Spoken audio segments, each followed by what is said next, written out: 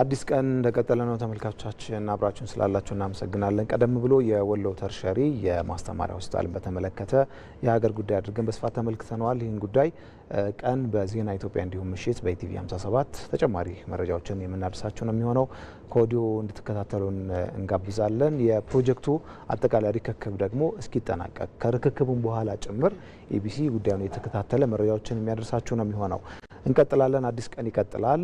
በተከታይነት ደግሞ የዶት ስትሪም መረጃዎችን እንከታተላለን። በመግቢያችን ላይ ያስተዋወቀን ጉዳዮች ይዞ ባልደረባችን ንብረት የተሆነ ተመልሶ ተገናኝተናል። ንብረቴ በድጋሚ እንኳን ደህና መጣ። መቀጠል እንችላለን። መልካም አመሰግናለሁኝ። እንግዲህ በምስሉ ላይ እንደምንመለከተው ትላንት በማህበራዊ ሚዲያ በጣም መነጋገሪያ የነበረው የትግራይ ክልል ጊዜያዊ አስተዳደር የስልጣን ርክክብ ጉዳይ ነውና ማህበራዊ ጉዳይ በጣም በሰፊው እያወራበት ያለ ጉዳይ ነው። አሁን ታስታውሳላችሁ ጌታቸው ረዳ አዲስ አበባ መጥተው መግለጫ ከሰጡ በኋላ ትግራይ ውስጥ ምን ሊከሰት ነው በሚል በማህበራዊ ሚዲያው በስጋትም በተስፋም የሚጠቀሱ ጉዳዮች ነበሩ። እንግዲህ የሰሜኑ ጦርነት እናስታውሳለንና የነበሩ ውዝግቦች በሁለቱ መካከል ወደዛ እንዳይወስዱንና ሀገሪቱ ደግሞ ተመልሳ የማትወጣው ችግር ውስጥ ትገባለች የሚል ስጋቶች በበርካቶች ዘንድ ሲጠቀስ ነበረ። ትላንት ያንን ፉርሽ ያደረገና በተለይ በስምምነት ችግሮችን መቋጨት እንደሚችል ያሳየ የስልጣን ርክክብ የተደረገበት ነው። እንግዲህ የአቶ ጌታቸው ረዳ ምክትል ሆነው ባለፉት 2 ዓመታት በትግራይ ክልል ጊዜያዊ አስተዳደሩን ሲያገለግሉ የነበሩት ሌተናል ጀነራል ታደሰ ወረደም የትግራይ ክልል ጊዜያዊ አስተዳደር ፕሬዚዳንት ሆነው መጥተዋል።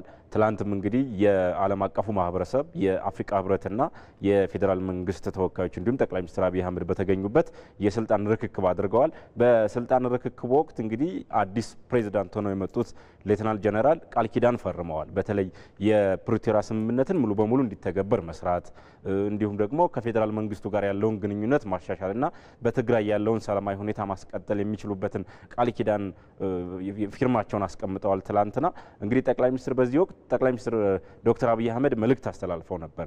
በተለይ በንግግር ችግሮችን መፍታት መጀመራችን አዲስ የፖለቲካ ባህል እያመጣን ነውና ይህ ተጠናክሮ መቀጠል አለበት የሚል ሀሳብ ነበር ሲያነሱ የነበረው።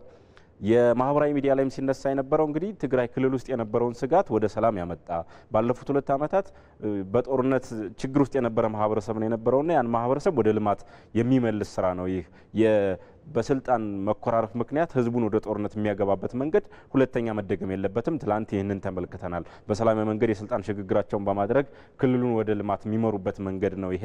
በዚህ መቀጠል አለበት የሚል ሀሳብ ማህበራዊ ሚዲያ ላይ ስንመለከት ሰዎች ሀሳባቸውን የሚያጋሩት በዚህ ደረጃ ነው። ትላንት የሚያየነው ይህንን ነው። እንግዲህ ዓለም አቀፍ ማህበረሰቡም በታዛቢነት ይህንን ጉዳይ ሲከታተል ነበረ። በትግራይ ክልል ያለውን በቅርበት እንደሚከታተሉ ይታወቃል። እንግዲህ በሰላማዊ መንገድ እዛ አካባቢ ያለውን ችግር መፍታት መቻሉ በተለይ በሚቀጥለው 1 ዓመት እንግዲህ የጊዜያዊ አስተዳደሩ የስልጣን ጊዜ ለ2 ዓመት ነበር ሲቋቋም አሁን ስራዎችን ማጠናቀቅ ባለመቻሉ ጠቅላይ ሚኒስትር አብይ አህመድ ለ1 ዓመት እንዲራዘም ውሳኔ ማስተላለፋቸውን ተከትሎ የመጣ የስልጣን ሽግግር ነው። በሚቀጥሉት 1 ዓመት እንግዲህ አዲሱ የትግራይ ክልል ጊዜያዊ አስተዳደር ፕሬዚዳንት የፕሪቶሪያ ስምምነትን ሙሉ በተግበርና ተፈናቃዮችን መመለስ እንዲሁም ደግሞ የትግራይን ሰላም ማረጋገጥና የተጓደሉ የልማት ስራዎችን ማስቀጠል ከፌዴራል መንግስቱ ጋር በመሆን የሚጠበቅባቸው ስራ ነው። ለዚህም ትላንት እንግዲህ ይህንን እፈጽማለሁ ሲሉ ቃል ገብተዋል። በፊርማቸውም አረጋግጠዋል። በኋላ ላይም መልእክታቸውን አስተላልፈው ነበር። በትግራይ ክልል ባለፉት 2 ዓመታት በውስጣችን በነበረ ክፍፍልም በሌሎች ችግሮችም መስራት የነበረብን ስራዎች አልሰራንም።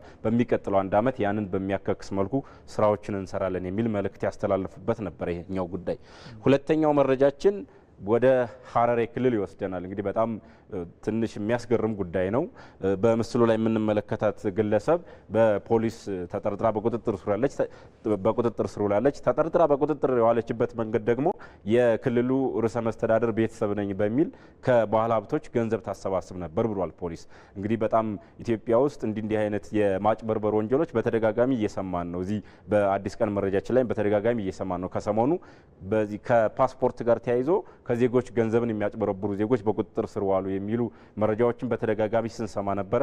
ዛሬ ደግሞ በዚህ በሀረሬ ክልል የሆነው የባለስልጣን ዘመድ ነኝ በሚል ባለሀብቶችን ገንዘብ ስታሰባስብ የነበረች ተጠርጣሪ በቁጥጥር ስር ዋለች። ፖሊስ የተለያዩ መረጃዎችን እያሰባሰብኩ ነው ብሏል። እንግዲህ አሁን እዚህ ሀገር ላይ ወይም እንደ አፍሪካ ባሉ ሀገራት ላይ የስልጣን ወይም የባለስልጣናት ዘመድ ባለስልጣን መሆን ወደ ማጭበርበር የሚሄድበትን መንገድ በጣም ግልጽ አድርጎ ያሳየ ይመስለኛል። አሁን የፖሊስ በቀጣይ የሚያወጣው ሰፋፊ መረጃዎች ይኖራሉ ብዬ ገምታለሁ። ግን አሁን እንደ ማጭበርበሪያ መንገድ የተጠቀመችበት የርዕሰ መስተዳደሩ ቤተሰብ ነኝ በሚል ካካሄድ ውጭ የሆነ አሰራርን በመከተል ከባለ ሀብቶች ገንዘብ ስትቀበል ነበረ እና እንዲህ አይነት ነገሮች ማህበረሰቡም ጥንቃቄ እንዲያደርግ የክልሉ ፖሊስ ባወጣው መግለጫ ላይ ይፋ አድርጓል። በቀጣይ ሰፊ ዝርዝር መረጃዎችን በተጠርጣሪዋ ጉዳይ ላይ ፖሊስ መረጃ የሚሰጥ ይሆናል። ግን አሁን ፖሊስ በቁጥጥር ስር ያዋልኳት በተለይ የባለስልጣናትን ተገን በማድረግ ከባለ ሀብቶች ገንዘብ ማጭበርበር ውስጥ ገብታለች በሚል በቁጥጥር ስር ስለመዋሉ ይፋ አድርጓል። አንዱ መረጃችን ይሄ ነው። ቤተሰብስ ቢኮን ይቻላል ወይ?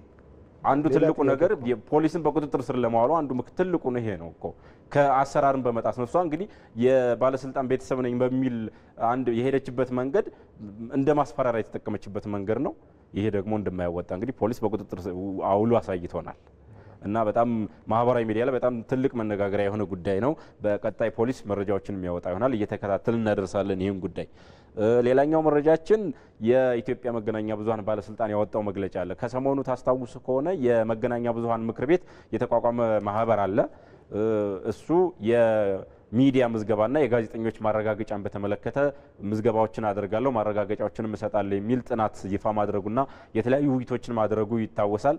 ግን የኢትዮጵያ መገናኛ ብዙኃን ባለስልጣን ይህ የምክር ቤቱ ስልጣንም ተግባርም ኃላፊነትም አይደለም በሚል መግለጫ አውጥቷል። በተለይ ጋዜጠኞችን መመዝገብ፣ ሚዲያዎችን መመዝገብ የዚህ ድርጅት ወይም የዚህ ምክር ቤት ዋነኛ ስራው አይደለም፣ በአዋጅ የተሰጠው ስልጣንም አይደለም በሚል እውቅና እንደማይሰጠውና የጋዜጠኞች ምዝገባን ወይም ደግሞ የመገናኛ ብዙኃን እውቅናና ሰርተፊኬት እንዲሁም የሙያ ብቃት ማረጋገጫን በተመለከተ በዚህ ምክር ቤት ይሰጣል የተባለው በባለስልጣኑ እውቅና የሌለው ስራ ነው በሚል ይፋ አድርጓል። በተለያዩ መገናኛ ብዙኃን ሽፋን ሲያገኝ የነበረ ጉዳይ ነው። በተለይ የጋዜጠኞችን የሰርተፊኬት እውቅና ምዝገባና በሀገሪቱ ውስጥ ያሉ መገናኛ ብዙኃንን መዘግባለሁ በሚል ያወጣው መረጃ በተለያዩ መገናኛ ብዙኃን ሲተላለፍ ነበር።